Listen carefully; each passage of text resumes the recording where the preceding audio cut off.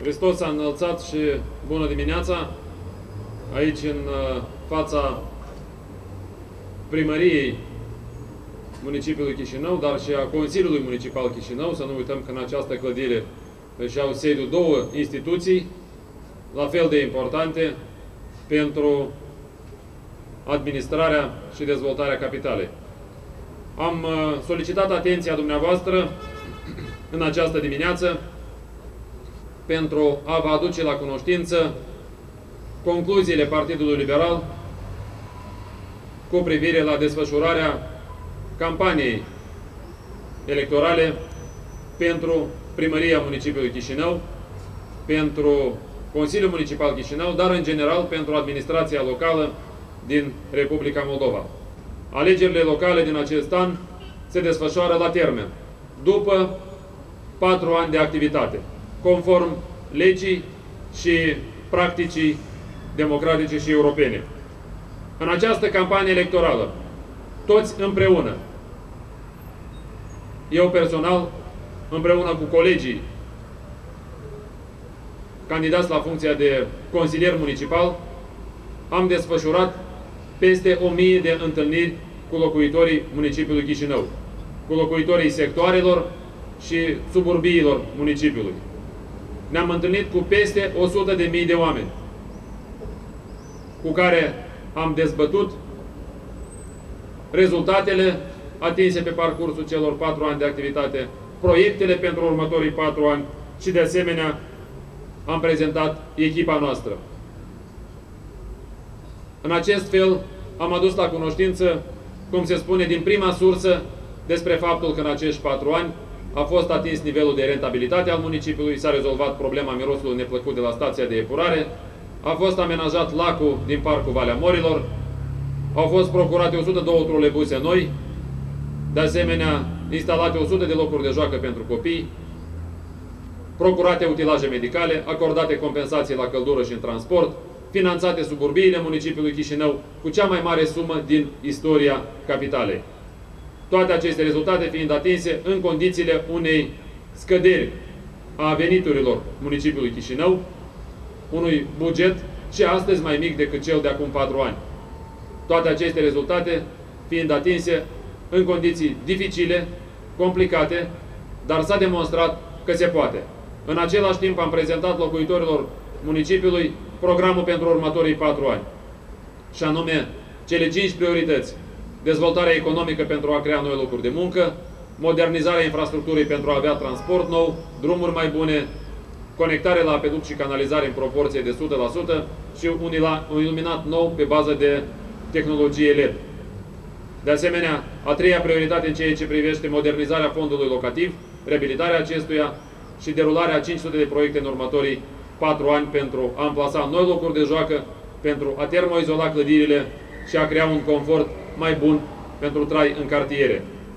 A patra prioritate care ține de suburbii, astfel încât să creștem alocațiile pentru localitățile din componența municipiului, să fie micșorată diferența de nivel de trai dintre oraș și sate.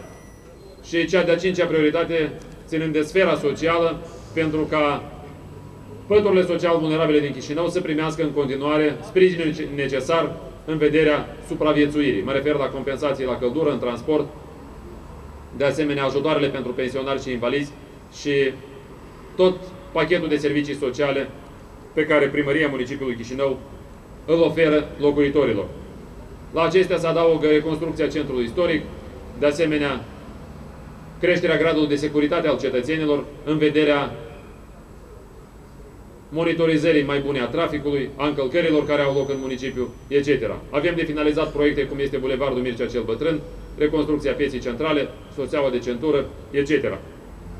În același timp am prezentat și echipa noastră locuitorilor. Este vorba de domnul Ion Gabura, pretor al sectorului Ciocana până în anul 2007, doamna Veronica Herța, șefa Direcției Finanțe, domnul Oleg Cernei, președinte al Comisiei Locativ-Comunale și consilier municipal, domnul Mihai Cârlic, pretor al sectorului Râșcani, domnul Vasile Petrea, domnul Grama, domnul Nastas, domnul Topală, domnul Bulat, domnul Cârnaț, domnul Ciobanu Mihai, doamna Eremei, Ana, doamna Lungu Mariana și alți colegi. În urma acestor întâlniri ne-am convins încă o dată că locuitorii municipiului Chișinău susțin cu mai mare deschidere programul și acțiunile noastre. În aceste întâlniri, în cadrul acestor întâlniri, am constatat că locuitorii municipiului Chișinău manifestă un sprijin și o susținere mai mare față de proiectele noastre decât acum 4 ani. Lucru care, evident, ne bucură.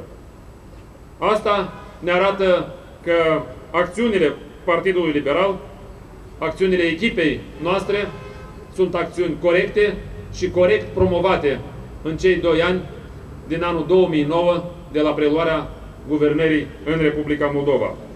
În același timp, nouă ne-a fost promisă o campanie curată.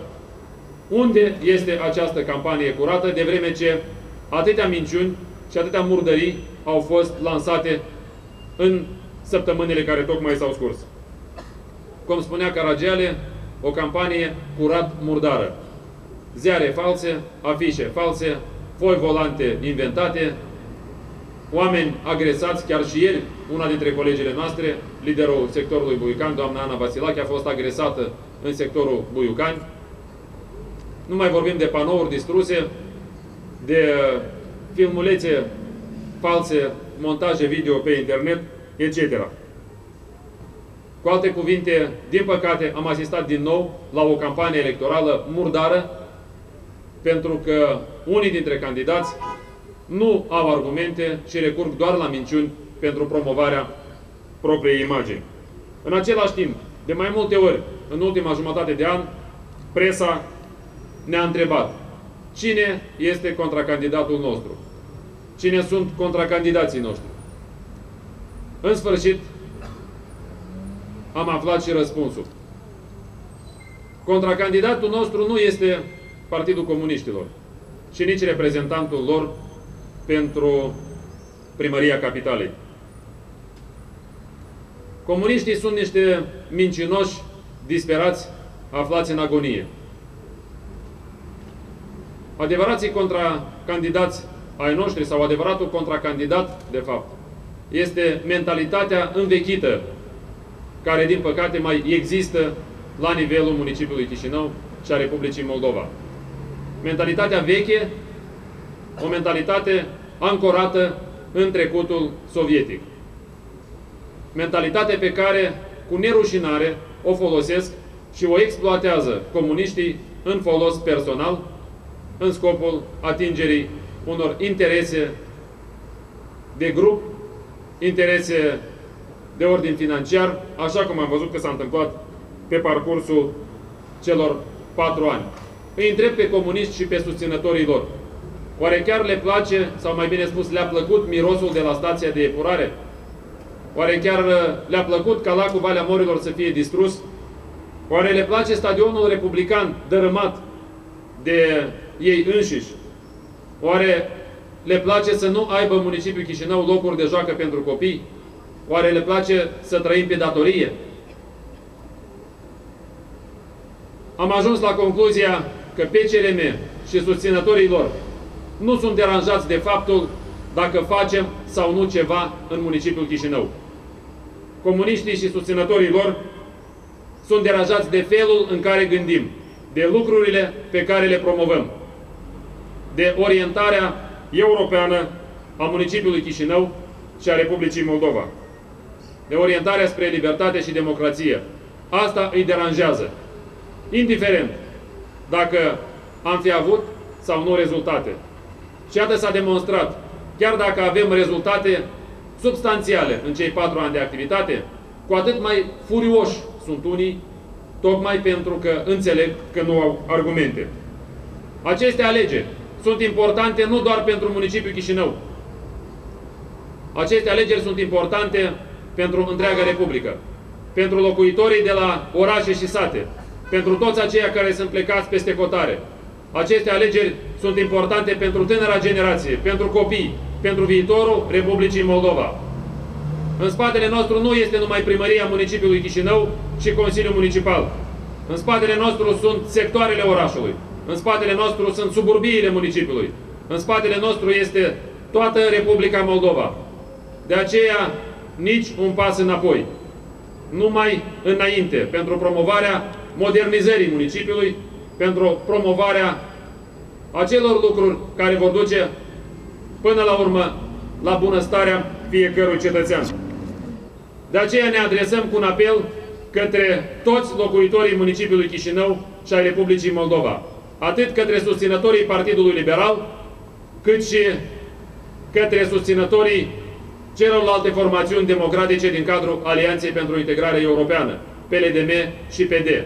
Ne adresăm către susținătorii tuturor forțelor democratice, parlamentare și extraparlamentare.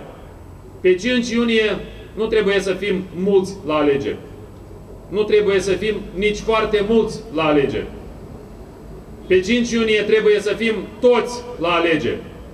Și din primul tur să confirmăm încrederea locuitorilor municipiului Chișinău și a Republicii Moldova în cursul european al statului nostru, în cursul de modernizare al municipiului Chișinău, să alegem un Consiliu Municipal demn, o majoritate democratică care să asigure dezvoltarea de mai departe a capitalei Republicii Moldova. Iar în ceea ce privește primarul general, cum o fi dorința oamenilor? Dintr-un singur tur de scrutin, din 2 tururi de scrutin, dar cu siguranță să continuăm activitatea la primăria municipiului Chișinău, astfel încât, pas cu pas, să apropiem acea zi de bucurie a locuitorilor Republicii Moldova, când fiecare se va simți 100% liber, demn în tot ceea ce face și cu posibilitatea de a-și asigura prezentul și viitorul, precum și de a circula liber în spațiul european. Într-acolo trebuie să ajungem și cu siguranță acolo vom ajunge. Vă mulțumesc!